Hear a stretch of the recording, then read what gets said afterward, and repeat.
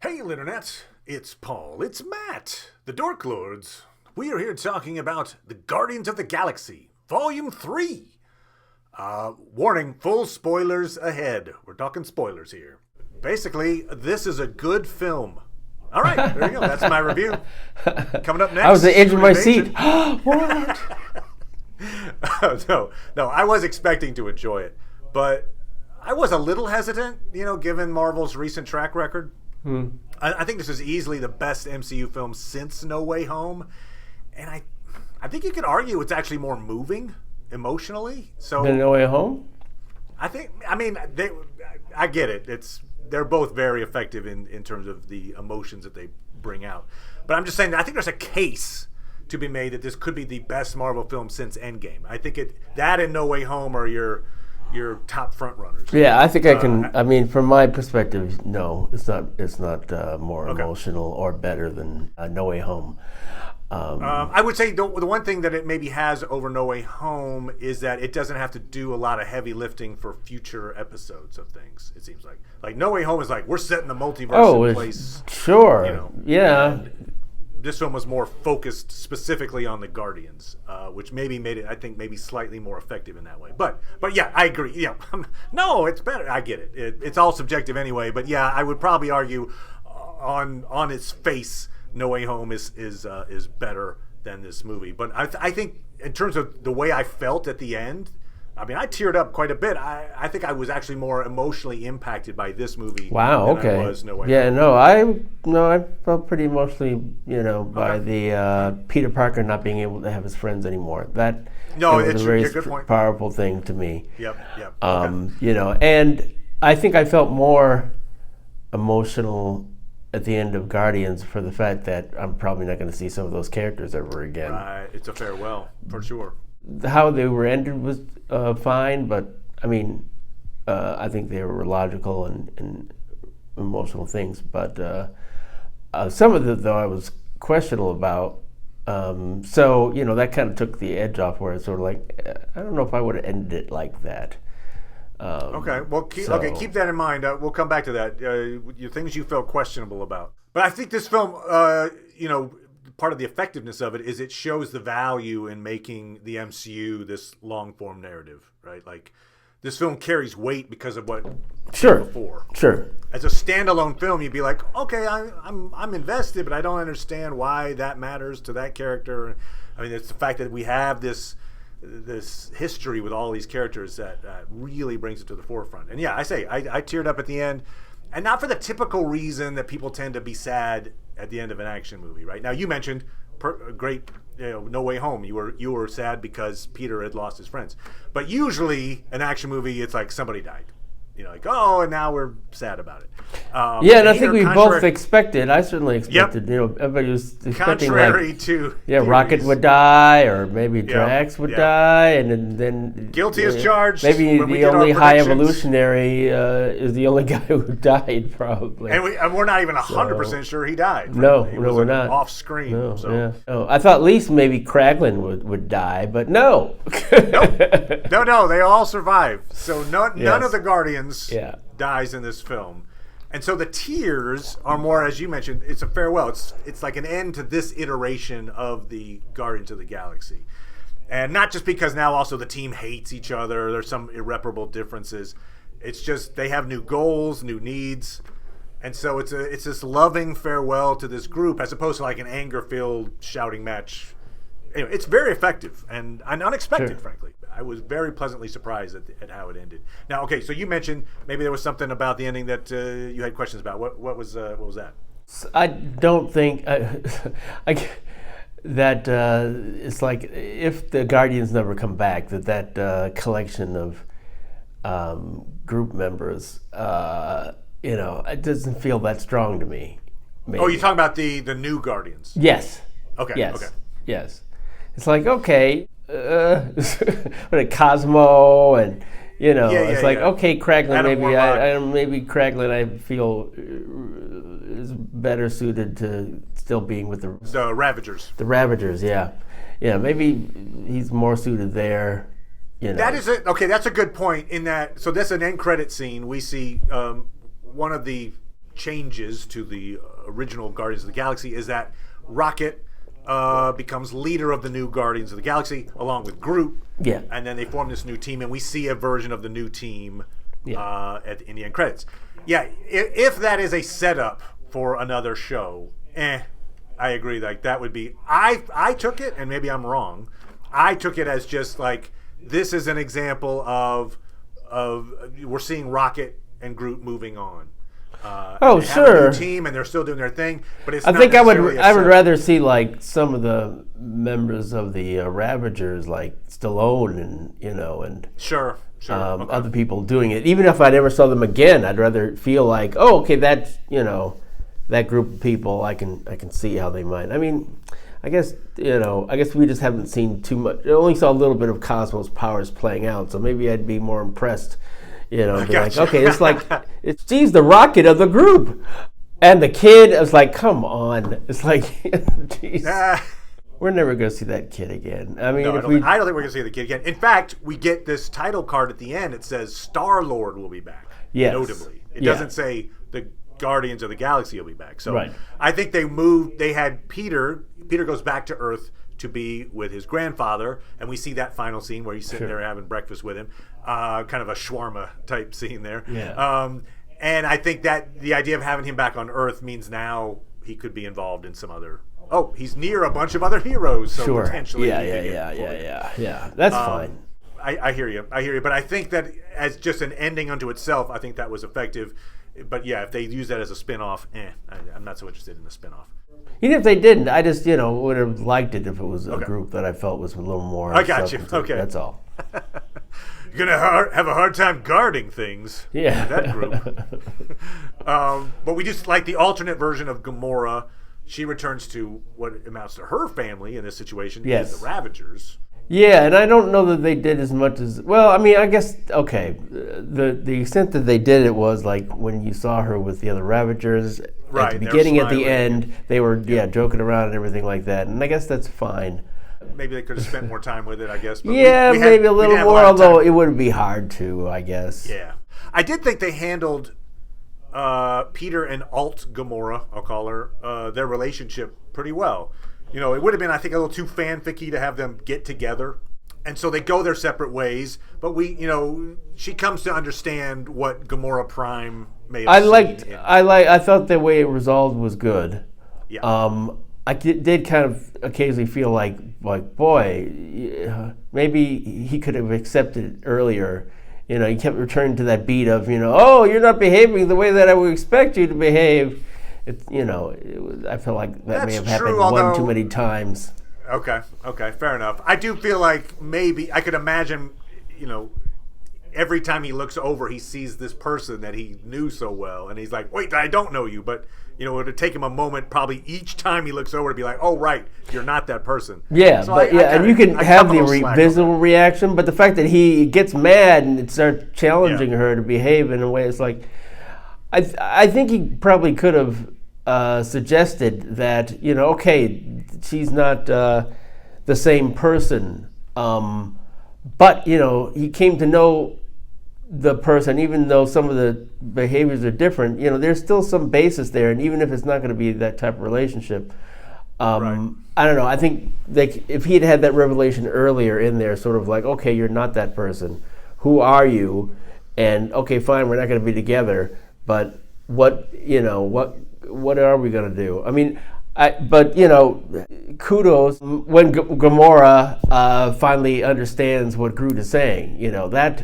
That hit hard. That was like, okay, that's good. Because all throughout the series you had, of course, in the first one they didn't understand him, but in the second one they could, and that was they didn't really say what was going on there, and so when you had the point in the this last one where now the audience was able to understand him. Right.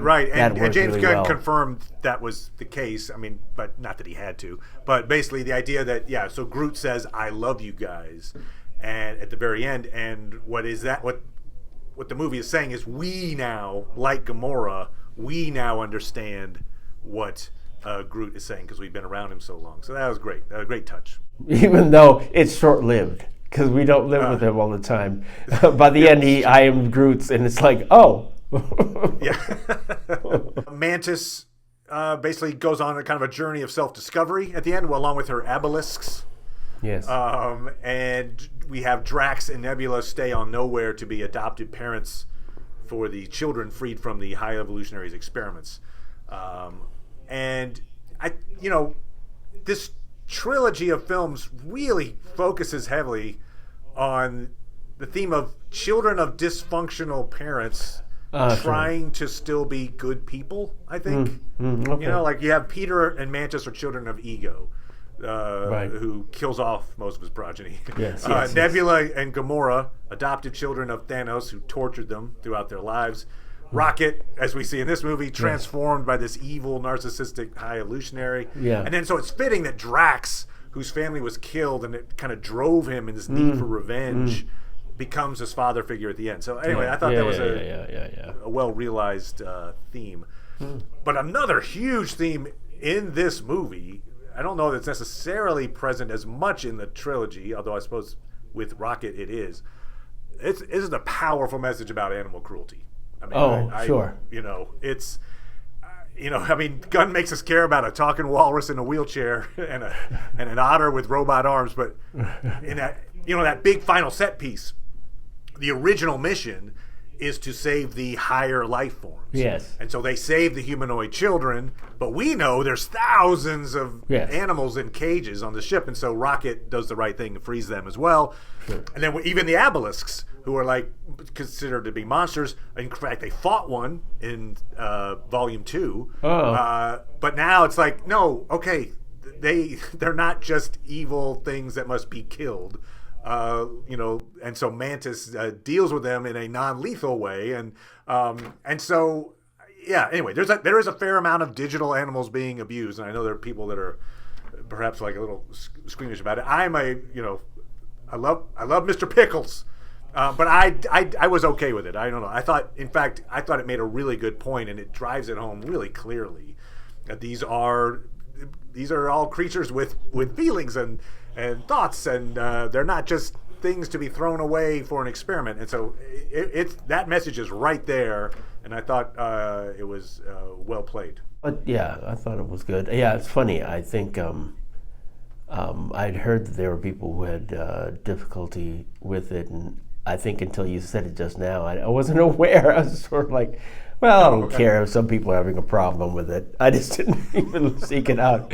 But I'm not a pet owner, so, it's not like... they're being abused. Those animals are being abused. They definitely are, yeah. For experiments. Yes. But that said, there is a lot of humor in this film. It is people, I've heard the description grim being placed on it. I mean, it's very serious in spots, yes, sure, but it is not a grim movie. No, I wouldn't say that either. Genuinely funny moments, in fact. It's something just, that James Gunn absurdity type moments, which I love, frankly. Yes. I mean, like Nathan Fillion's uniform as a sentry for Orgo, those Orgo sentry, they are just ridiculous, and it's awesome. And I love all of that. I mean, I can't get enough of that. The tech that James Gunn brings in, and it's always goofy looking, and but it fits, and everybody takes it seriously. Nobody questions it. It's great. I love all that stuff. I thought that some of the antics and when they're trying to play off being there when they weren't supposed to worked better than I might have expected. Like some of the bits, I think were pushing credibility a little bit. Sure, okay. But they are bizarre circumstances. I thought it mostly worked from a humorous standpoint, even dramatically. The thing that did feel a little like, didn't we do this before, was when, the gravity. Oh, sure. So everybody cut the gravity off. Yeah, and everybody first and second movies. Now that I realize, maybe it's just like you got to have that moment. That's right. It's the callback. Yeah. But then you could have, found some way maybe to find a new twist on it. I got you. Yeah, or just to show that here we are doing it again. Well, but just even the great visual of having Kraglin pilots nowhere, and then so it's this giant dead god's head spaceship, and it's nose to nose with the High Evolutionary ship, and then out of its eye is this telescoping cannon. That's so bizarre and just out there, and you would never see that anywhere, and there it is, and it's great. And so big applause for just some of the awesome inspired visuals of this thing as well. So very, very cool. And of course the soundtrack, excellent. We get the action scene set to No Sleep Till Brooklyn. And considering the Marvels trailer is set to Intergalactic, and then there's that Star Trek Beyond scene set to Sabotage. I think you just pick a Beastie Boys song and you're just basically halfway there to you got to fight for your right to party. It's coming. No, but it's it's the hallway fight, right? Like the MCU is getting good at those hallway fights. And, sure. Yeah. Actually, visually it was very interesting the way the camera was going in and out, and and the action involved, and everybody other part. I do think they missed kind of an obvious theme for Rocket Raccoon. It's from the early '80s. It's catchy. And it's got his name in the title. Sure. Rocket. Every time you see Rocket, you just throw that. There you go. They didn't play Rocket. So no, you're right. They didn't. Waka waka waka waka waka waka waka waka. Yeah. Yeah. This movie is top tier MCU for me. It's not the best MCU movie of all time. No, but it is in the top tier, and in considering they've had kind of a succession of kind of mid-level films, Quantumania was pretty middling. How would you weight the quadrilogy? When you say the quadrilogy, what is that? There was a Christmas special. Oh, the Christmas special as well. Yeah. Yeah, no, I gotta put it pretty high, man. I mean, I want you to rank them all. Off. Oh, you mean like rank them in? I see what you're saying. I'll say that the first one is the best just because it introduces us to these characters. Yep. This is probably second best. Yeah, 1, 4, 3, 2. I'm sorry, no. 1, 4, 2, 3. Okay, yeah, I go with that. Yes. It's really well done, and I don't know that it's necessary. More films like this from the MCU, if they had a bunch of these in a row, would kind of get that confidence back in the MCU. I don't think this film on its own does that. I don't think it's like, oh, great, it's all back now. Doesn't. But you get enough of these films in a row, yeah, you do get it back because this is a quality film, and people who go to see this are going to enjoy this film. It is, it's a quality flick. It's well done, and hats off to James Gunn, and hope he can keep pulling it off with DC. They're going to miss him. Yeah, they are. The High Evolutionary was a good villain. Sure. I think they did a good. I agree. In fact, I think I would argue that. Well, I don't know. Ego was a pretty good villain too, but he might have edged out Ego in my book. I liked the fact that and they called it out here in the movie as well, the parallel between the High Evolutionary's experiments on Rocket and Thanos' tinkering essentially with Nebula, right? Replacing her with parts. And here's this father figure replacing him with parts. And so they, she even says like, oh my, he's had it worse than I have. And so anyway, there was a parallel there between these two narcissistic father figures. And yeah, I loved the fact that his obsession with Rocket was because Rocket knew something he didn't. Like, hey, wait, basically he's like, I'm God. I'm the God figure here. How can you know more than your God, essentially? Yeah. Just he couldn't deal with that. That's great. I thought that was a fun motivation. Yeah, and it was good to see Ratcatcher 2 in this. So that was as Ura. Oh, right. Yeah, great point. And his wife. His wife was in there. She did a good job. I know people are kind of like, don't cast your wife and everything, but whatever. She did a good job, so good. Yeah, good on it. Right, so Quality, go check it out, and love to hear your comments out there in Dork Lord Land on what you think about this movie as well. So, come on back. We'll be here. Paul, yes. Thanks as always, good sir. You're welcome. And we'll talk to everybody next time. Bye.